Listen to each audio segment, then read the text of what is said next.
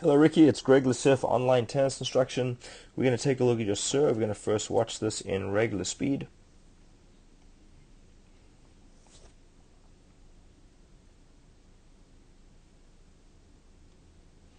Alright, let's go back and look at this in slow motion, and you actually get into what we call a good racket drop. You swing up on edge and you turn the racket out very nicely, and it will show you that.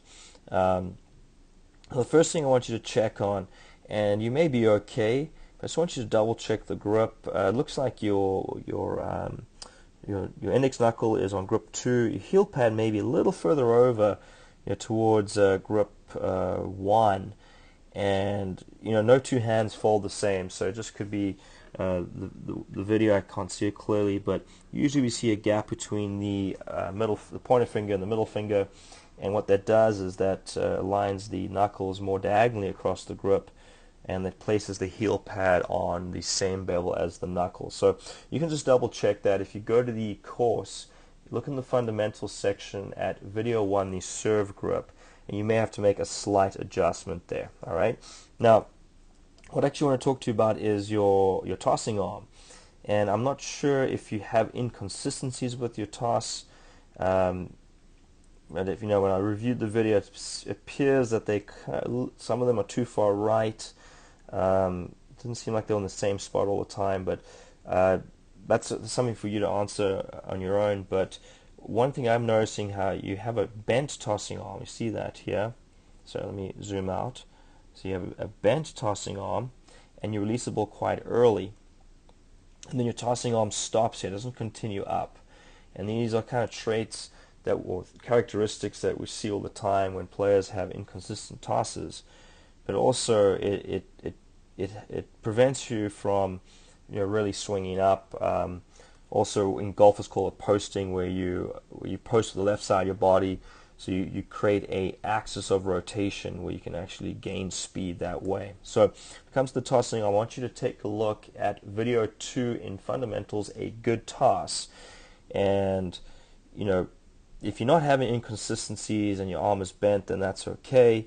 But definitely what you want to do is you want this arm to continue up. You see with great servers, after they release the ball, the arm keeps going up, up, up, up, up. They almost get into this position, and then as they swing up at this point, then the arm starts to come down. They bend from the elbow, and then the arm actually will stay on more towards this side of the line. And what that does is, Ricky, it prevents the upper body from over-rotating. And when you over-rotate, it's difficult to hit up on the ball. It's difficult to really direct the ball with a precise placement.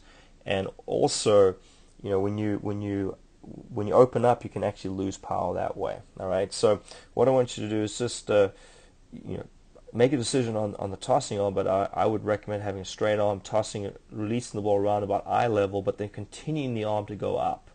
And you want to get into this position, and you can really see this, with a lot of great servers. The arm just keeps going up, up, up, up, up this way.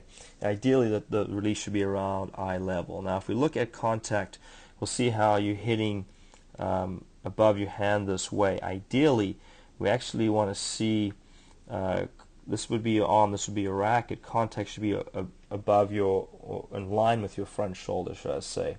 Okay, you can see it's a little too far to the right, and it's a much more powerful position with your palm when you're playing more to the inside of your hand. All right, so by holding the toss a little bit longer, that ball should drift a little bit more from right to left, and it'll put it more towards 12 o'clock for you. All right, so I would work on that tossing arm first.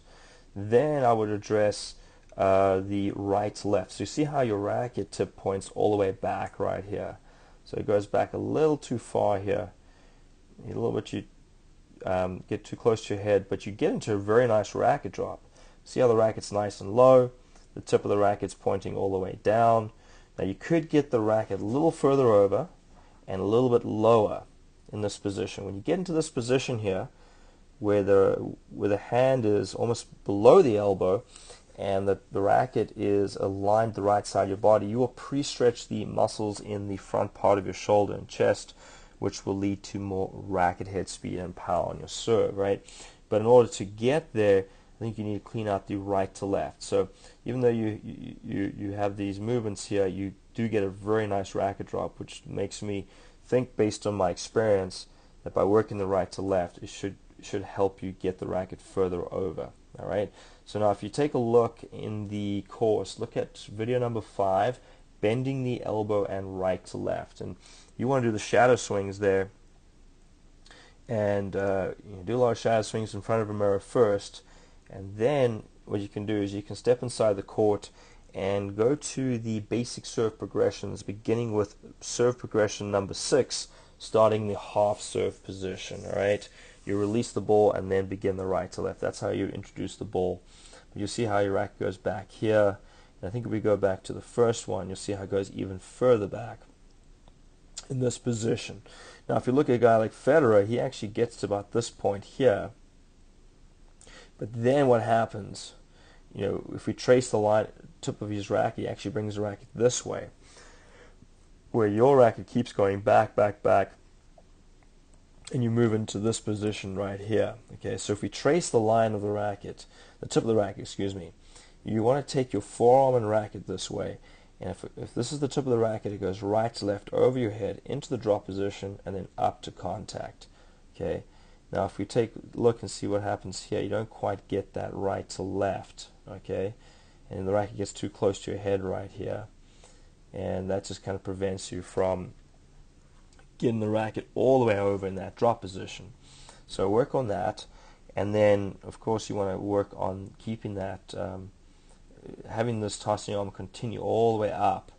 That's going to help keep your body more upright, and it will help you, to even generate more power, but also be easier to swing up on the ball and prevent your shoulders from opening up. And another thing on the grip, sometimes if the grip's too far towards one, you can actually make it can also be detrimental to power. But you're doing a very nice job here, leading with the edge, turning the racket out. So yeah, I'd work on those 3 things, starting with the grip, checking that out, then working with tossing arm, and then lastly working on the right to left with the idea it's going to help you to get the racket even further over and lower in the drop to pre-stretch those muscles to give you more power and give you more racketed speed, and power on your serve. So Ricky, if you have any questions, please let me know.